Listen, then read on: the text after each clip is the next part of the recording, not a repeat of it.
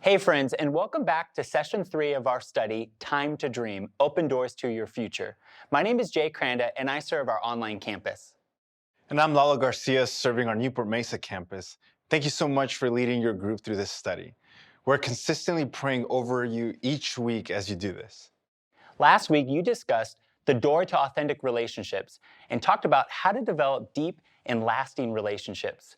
This week, Pastor Rick is going to talk about the door of greatness, and you'll get to talk with your group about 4 benefits of using your God-given shape to help others. Your key verse for this week is Matthew 20:26. Whoever wants to be great among you must be your servant. Look for the ways you have been uniquely gifted by God and how you can use those gifts to help others around you. And as you go through the discovery questions this week, we want to remind you that the goal is not to get through every question, but that it's more important to encourage discussion about the things that you're learning. Now, feel free to choose 1 or 2 questions that you really want to focus on and spend more time on those. Remember to save enough time for the putting it into practice and the diving deeper sections so you and your group members get to the practical life applications each week. Now, let's talk about some practical tips. This week, it's all about creating a sense of ownership for the group by sharing responsibility. Tip number 1, break up into smaller groups. If you have a large group, you may want to break into smaller subgroups during the discussion or prayer time. What we mean by subgrouping is to have some people meet in one area and others meet in a different area for a portion of your time together.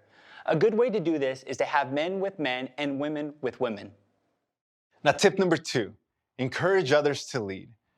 Breaking up into subgroups is also a good time to practice shared leadership in your group. Now, when you subgroup, you give different people a chance to step up and help lead the discussion.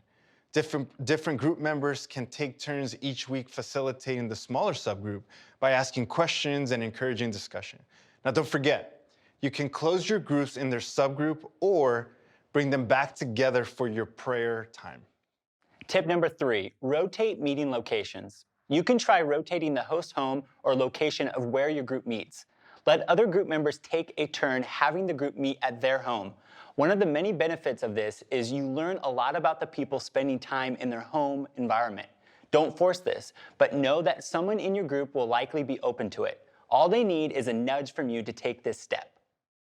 Now, tip number 4, appoint a service champion. Is there someone in your group that's passionate about helping others? Ask them to take lead on planning our Open Doors project. And don't forget to take time in your group this week to talk through the planning of your project.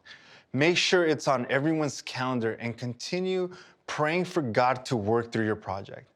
If you're still deciding on a project, go to saddleback.com/open doors for ideas and more information.